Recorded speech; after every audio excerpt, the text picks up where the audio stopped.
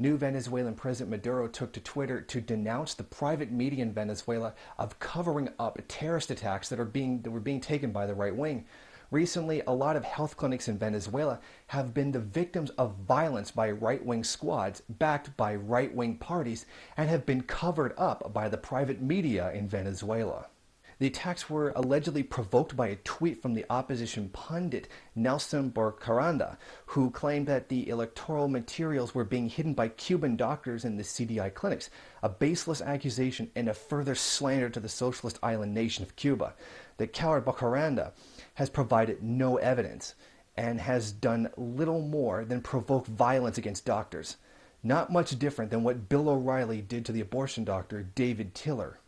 The communications minister, Ernesto Villegas, has announced that several people have died as a result of these attacks and places the blame directly on the opposition leader, who he says is inspiring violence against the clinics.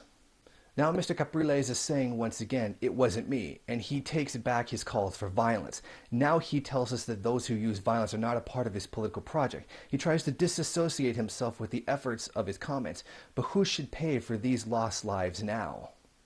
Now, in one of the incidents of attacking a clinic, 2 men stepped forward to try to stop the violence from being carried out against the clinics. However, these men were killed. Their families and their friends, who now had to bury these 2 men, took to the television, to the state-owned television, talking about how they were murdered because they were trying to defend the clinics, where a lot of Cuban doctors who are staying there to help the poor for free are actually living. They're not just bombing clinics, they're bombing the homes of Cuban doctors.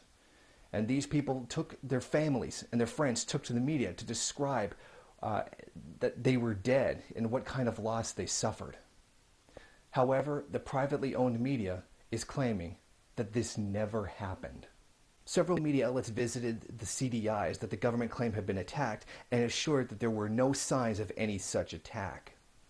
One of Zulia's main newspapers, La Verdad, published an article on Wednesday entitled, "There was no damage to CDIs in Zulia."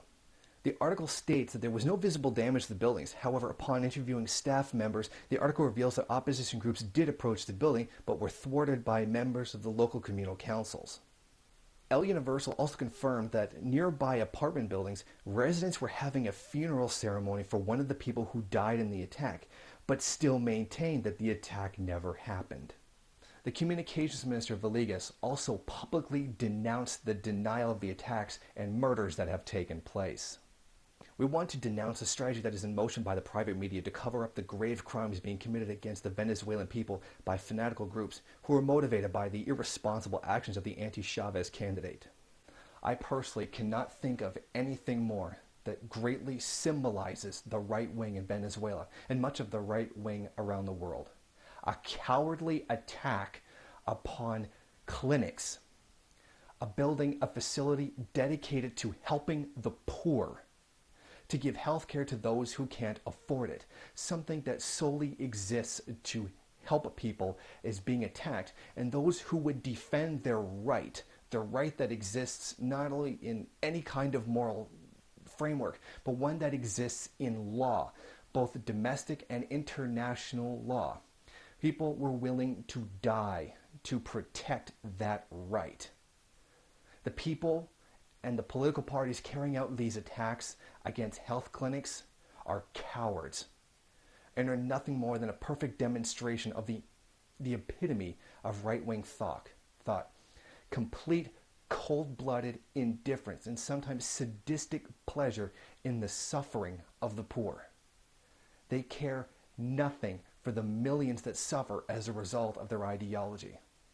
And then when at least some people stand up to fight this injustice, by not even attacking people, but by actually providing health services for the poor, they get attacked like this. They get health clinics set on fire, possibly bombs used against them, and people defending them get murdered. This is the legacy of U.S. imperialism in Latin America. This is U.S. imperialism in Latin America. A very long and bloody history of trying to stop its so-called backyard from having anything that would benefit their own people, from them attempting to help themselves, to free themselves of a forced dependence on the United States. Anyone who has any kind of a soul whatsoever should denounce these cowardly and murderous attacks by the right wing in Venezuela and point the finger directly at the opposition leader who has publicly called for acts of violence, who now denounces acts of violence, and also point the finger directly at his paymaster, U.S. imperialism.